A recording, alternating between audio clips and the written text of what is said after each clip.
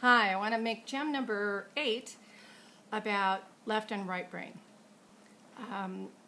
The teachers, people I've learned from on this, many by way of Oprah Winfrey and the Oprah Winfrey Network, otherwise known as OWN, are Michael Singer, Jill Bolte Taylor, and then, oh gosh, the latest guy, I don't remember, he was just on yesterday in live class.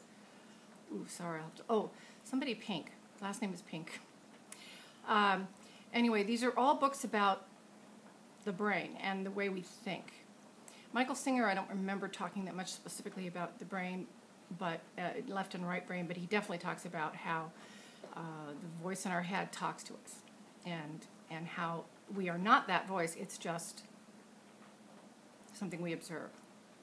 And he gives a lot of practical tools as to how to use that. Jill Bolte Taylor is the Harvard brain scientist. Some people saw her on a TED Talk. That's where I first saw her. And then I saw her in an interview with Oprah Winfrey, where she spoke about her book. And the book is called My Stroke of Insight. She was a Harvard brain scientist who had a stroke at the age of 37 and had the awareness to pay attention to what was happening as a scientist. And so she documented it in a book that's got a lot of practical applications for me and for others, I'm sure.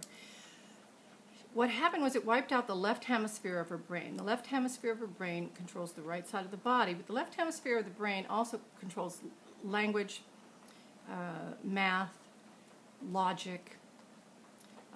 It's where that voice is that Michael Singer talks about. It is where the ego essentially resides. And so, as you might imagine, life, when it just wiped out the left side, and she's got it all back now. It took her 8 to 10 years, I believe, to get it all back. But when it wiped out the left side, she was in bliss without ego and, judgment and all of that, stuff. So the right side of the brain, she got to feel what specifically the right side does without the left. Because the two of them work together, they, everything that we do, they pretty much are working together as a team. But what some of us do, I for sure am or was a left brain person and lived in my head a lot of the time. And joy was found when I was pretty much in the right side. So she was in nirvana, essentially. She was in bliss by being in the right side for some time. A lot of anecdotal stories that she tells that are just fascinating in the book. For the purpose of this video, I just want to talk about left and right brain. Number one, was really important for me to understand that I am not the thoughts that I have. I'm an observer of the thoughts. My head comes up with lots of stuff, and I don't have to pay attention to it. Jill Bolte Taylor, in the last hour of her audiobook, I usually get these things on audiobook if they're available, she gives practical applications for how she deals with her left brain. She also calls her left brain the storyteller. Okay, now I just did a gem about the storyteller. But in Jill Bolte Taylor's book, she talks about how the storyteller on the left side of our brain wants to comment on other people, make judgments about us. It's not typically very kind in general. And as I understand it, it's not necessarily trying to be harmful. It is using very old information to try to protect us. And my experience has been that the old defense mechanisms that I've used, perhaps I developed them as a child, whatnot, are no longer helpful. But they're all I know. I don't necessarily know how any other tools to use. And so what I understand from all of these, especially Michael Singer and Jill Bolte Taylor, you will see my little dog jumping around in the background. Hi, handsome. Anyway, what they talk about is, now I lost my train of thought. What they talk about is that we are not those thoughts. we are the observer of those thoughts. And so it's really important to get that. I don't have to act on the thoughts that my left brain comes up with.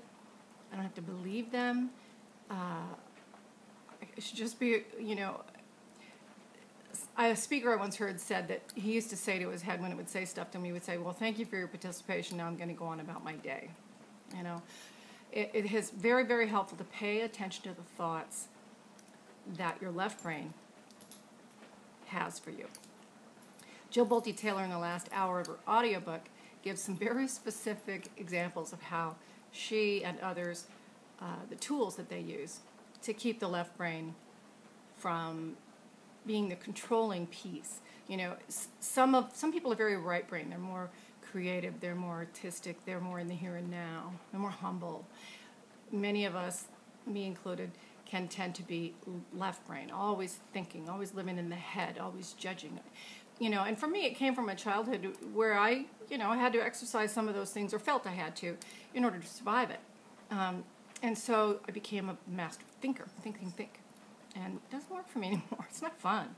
So being aware is the first piece, making sure that left brain and right brain are fairly balanced, and that we use left brain for what it is, but don't think it's, you know, God, or that it's all the important things that I need to do are going to come from my left brain, and I need to pay attention to that. I need to pay attention to it, but in most cases, to just let it be. And right brain is more what I want to nurture. Now, that brings me to the latest piece, which really shouldn't go into much because I don't know much about it, but there was a man named, I think his name was Daniel Pink. I know his last name is Pink, like the color.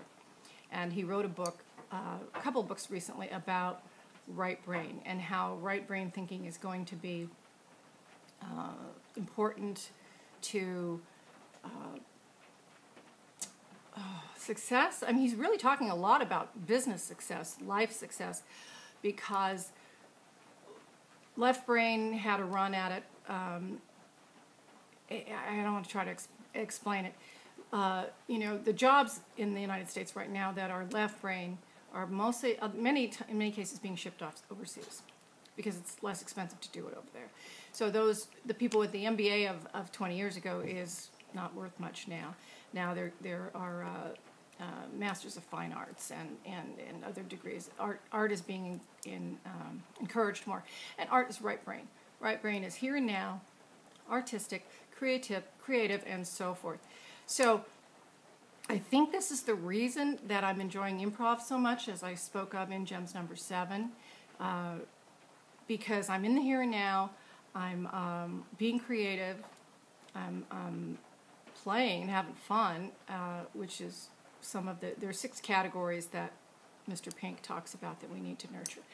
I have a feeling this is a dorky gem, but hopefully somebody got something out of it. If I need to delete it and do it better or be more clear, let me know. I got interrupted a couple times by the dog. And so I guess I'm encouraging everyone to pay attention to your thoughts, be aware of the difference between left brain, right brain, and do what you can to nurture right brain. Okay, thanks.